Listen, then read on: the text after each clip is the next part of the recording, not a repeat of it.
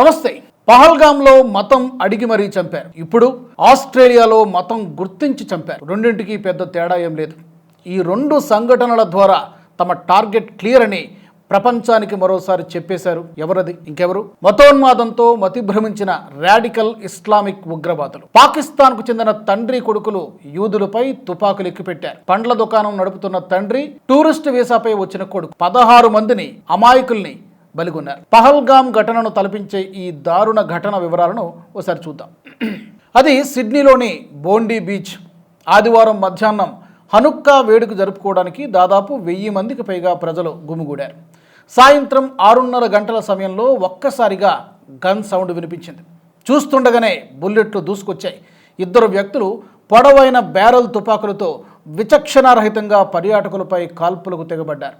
పండుగ వేడుకల్లో మునిగి తేలుతున్న 16 మంది ప్రాణాలు గాల్లో కలిసిపోయాయి. ఈ దారుణానికి పాల్పడిన వారిని పాకిస్తాన్కు చెందిన తండ్రి కొడుకులు నవీద్ అక్రమ్, సాజిద్ అక్రమ్గా గుర్తించారు. పోలీసుల కాల్పుల్లో సాజిద్ అక్రమ్ అక్కడికక్కడే మృతి చెందగా నవీద్ అక్రమ్ తీవ్రంగా గాయపడ్డాడు. యూదులను టార్గెట్ చేసుకుని ఆస్ట్రేలియాలోని బోండీ బీచ్ ఐఎస్ ఉగ్రవాదులు మారణ హోమానికి పాల్పడినట్టు పోలీసులు విచారణలో తేలింది. ఈ కాల్పులను ఉగ్రవాద సంఘటనగా ప్రకటించింది ఆస్ట్రేలియా.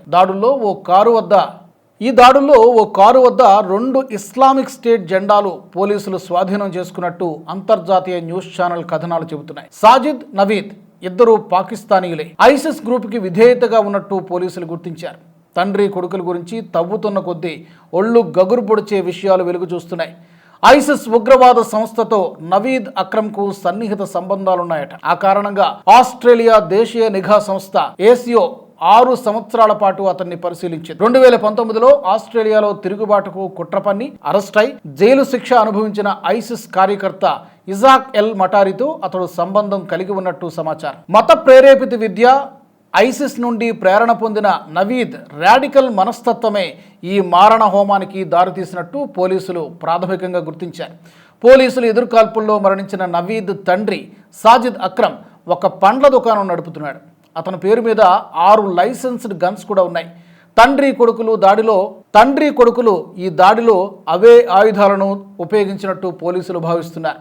సాజిద్కు 10 సంవత్సరాల కిందట అంటే 2015 నుంచి తుపాకీ లైసెన్స్ ఉన్నట్టు న్యూ సౌత్ వేల్స్ పోలీసులు చెబుతున్నారు.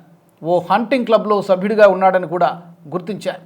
నిందితుల్లో ఒకరు Australia security intelligence organisation agency నిఘాల్లో కూడా ఉన్నట్టు అంతర్జాతీయ మీడియాలో కథనాలు వస్తున్నాయి. నవీద్ చదివింది పాకిస్తాన్లోనే. 6 ఏళ్ల క్రితమే అతనికి ఐసిస్తో సంబంధాలున్నట్టు గుర్తించారు. 2019లోనే నవీద్ ఐసిస్ ఉగ్రవాద కేసులో అనుమానితుడిగా గుర్తించబడ్డాడు. ప్రస్తుతం అతనిపై పోలీసుల నిఘా కూడా ఉంది. 2019లో అల్ మురాద్ ఇస్లామిక్ ఇన్స్టిట్యూట్లో చేరిన నవీద్ అక్కడే ఖురాన్తో పాటు అరబిక్లో మతపరమైన విద్యను అభ్యసించాడు. ఆ తర్వాత అతను 2022లో ఆస్ట్రేలియాలోని సెంట్రల్ క్వీన్స్లాండ్ విశ్వవిద్యాలయంలో చదువుకున్నాడు. ఆ తర్వాత పాకిస్తాన్ వెళ్లిపోయిన నవీద్ ఇక యుఎస్ నిఘా వేదికల ప్రకారం కొన్ని నెలల క్రితం ఐసిస్లో చేరాడు. అతని తండ్రి సాజిద్ పాకిస్తాన్ నుంచే ఈ కుట్రను పన్నాడు. ఇద్దరూ సిడ్నీ నుండి 200 కిలోమీటర్ల దూరంలో ఉన్న జెర్విస్ బే ప్రాంతానికి చేపలు పట్టడానికి వెళ్లారని, కానీ వాస్తవానికి దాడికి సిద్ధమవుతున్నారని అతని కుటుంబం తెలియజేసింది. పోలీస్ కమిషనర్ మాల్ లాన్యోన్ విలేకరులకు అనేక విషయాలను తెలియజేశారు.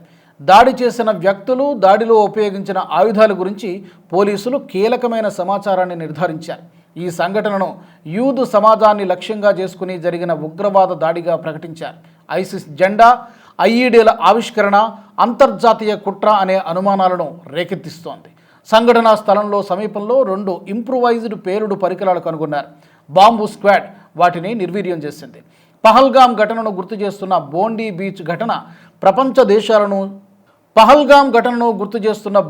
బీచ్ ఘటన ప్రపంచ దేశాలను షాక్కు గురిచేసింది. పాకిస్తాన్ ప్రేరేపిత రాడికల్ ఇస్లామిక్ ఉగ్రవాద మూకలు వరుస దాడులకు డిసైడ్ అయ్యారా అన్న అనుమానాలు కలుగుతున్నాయి. ముస్లిమేతరుల్ని లక్ష్యంగా చేసుకుని మరిన్ని దాడులు జరగవచ్చనే సందేహాలను నిఘా వర్గాలు వ్యక్తం చేస్తున్నాయి. దీన్ని బట్టి వాళ్ళు టార్గెట్ ఫిక్స్ అయినట్టుగా తెలుస్తోంది. ఇక జాగ్రత్త పడాల్సింది మనమే. ఈ వీడియో మీకు నచ్చినట్టయితే లైక్ చేయండి, 10 మందికి షేర్ చేయండి. అలాగే కామెంట్ల రూపంలో మీ అభిప్రాయాలను మాతో పంచుకోండి. Nationalist hub group of channels ను సబ్స్క్రైబ్ చేసుకుని తెలుగునాట జాతీయవాద జర్నలిజాన్ని ప్రోత్సహించండి. ఈ వీడియో కింద ఉన్న బెల్ ఐకాన్ పై క్లిక్ చేయడం మర్చిపోవద్దు.